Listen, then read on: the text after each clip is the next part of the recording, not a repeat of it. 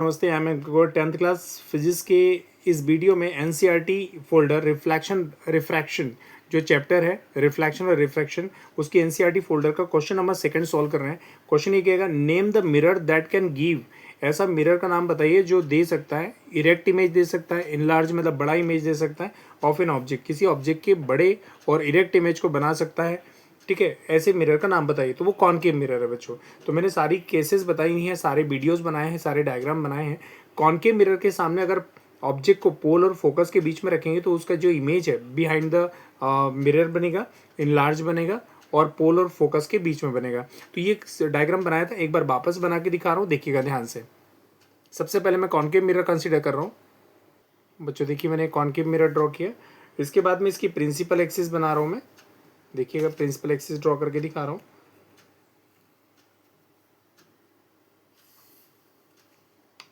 यहाँ पर ये पोल पॉइंट, ये फोकस पॉइंट और ये रहा आपके पास सेंटर ऑफ कर्वेचर सी।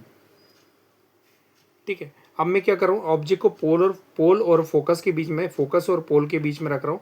यहाँ पर कंसीडर कर रहा हूँ। देखिएगा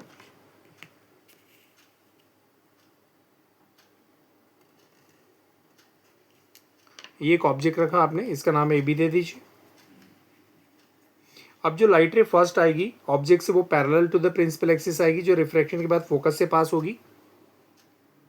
देखिए बच्चों, ये light ray parallel to the principal axis आई, जो रिफ्लेक्शन के बाद ये फोकस से होती हुई सीधी तरह गई। अब सेकेंड लाइट रे यहाँ सी की डायरेक्शन में, यहाँ से निकालूंगा मैं, इस साइड से सी की डायरेक्शन में जाएगी। और मैं आपको बता चुका हूँ कि सी की डायरेक्शन में अगर कोई लाइट रे इंसिडेंट होती है तो रिफ्लेक्शन के बाद सेम पाथ को फॉलो करते हुए अपोजिट डायरेक्शन में लौट जाएगी। तो ये लाइट रे यहाँ से निकलेगी सी की डायरेक्शन में और ट्रांसफर होकर रिफ्लेक्शन के बाद अपोजिट डायरेक्शन में लौट आएगी। देखिए मैं बना के दिखा रहा हूँ।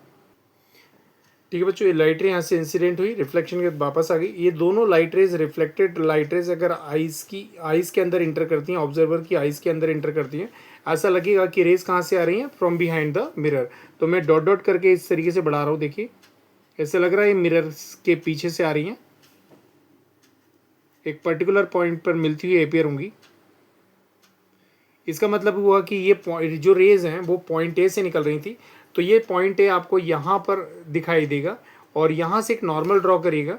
तो नॉर्मल जब ड्रॉ करोगे तो वो जो नॉर्मल है वो इस ऑब्जेक्ट का क्या बनेगा, इमेज बनेगा, जो बिहाइंड द मिरर बनेगा और काफ़ी बड़ा बनेगा। तो यहाँ पर ये जो ऑब्जेक्ट है इसका जो ए पॉइंट है वो यहाँ दिखाई देगा और यहाँ से एक नॉर्मल ड्रॉ कर रहे हैं और जो नॉर्मल है वो ए बी ऑब्जेक्ट का क्या बनेगा, इमेज बनेगा, जो बिहाइंड द मिरर बनेगा। देखिए बना के दिखा रहा हूँ, ये देखिए आप। ठीक है, तो यहाँ पर आपने एक नॉर्मल ड्रॉ किया, ए डैश बी डैश जो है इस ऑब्जेक्ट का इमेज बनेगा, जो इनलार्ज होगा, इरेक्ट होगा।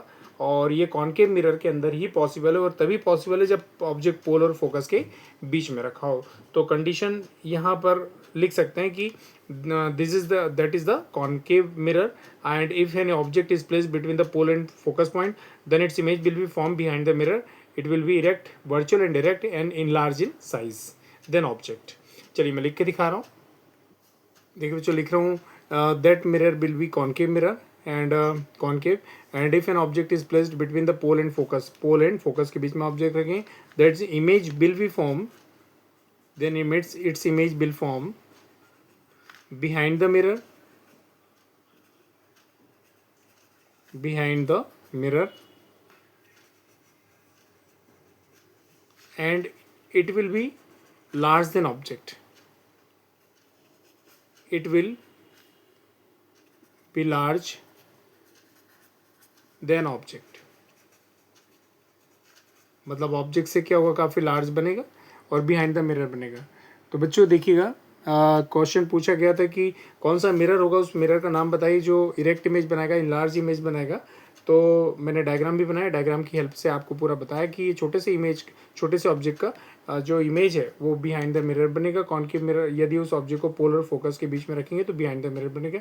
इसी प्रॉपर्टी के आधार पर इसका यूज़ शेविंग मिरर के रूप में करते हैं, क्योंकि अगर शेविंग मिरर की बात करें तो जो बड़ी दुकानें होती हैं शॉप बार्बर की, तो उनमें इतना बैंड जो है कॉनकेव मिरर नहीं होता, बहुत छोटा सा। देखिए ये बहुत प्लेन मिरर है, थोड़ा सा बैंड करते हैं, इतना सा बैंड करते हैं तो दिखाई ऐसा लगता है कि वो प्लेन मिरर है, लेकिन एक्चुअल वो होता है कॉनकेव है। उसकी फोकल लेंथ बहुत बड़ी होती है और फोकस पॉइंट काफ़ी दूर होता है। और जब भी आप बैठते हैं बार्बर की शॉप के अंदर मिरर के सामने, तो आपका फेस हमेशा पोल और फोकस के बीच में यहाँ पर होता है, जिससे आपका जो फेस है बिहाइंड द मिरर बनेगा, इरेक्ट बनेगा और काफ़ी थोड़ा सा लार्ज बनेगा, जिससे शेविंग करने में, मेकअप करने में आपको काफ़ी मदद मिलती है, बार्बर को काफ़ी मदद मिलती है। तो बच्चों आज के लिए इस वीडियो में इतना ही काफ़ी है। Thank you so much.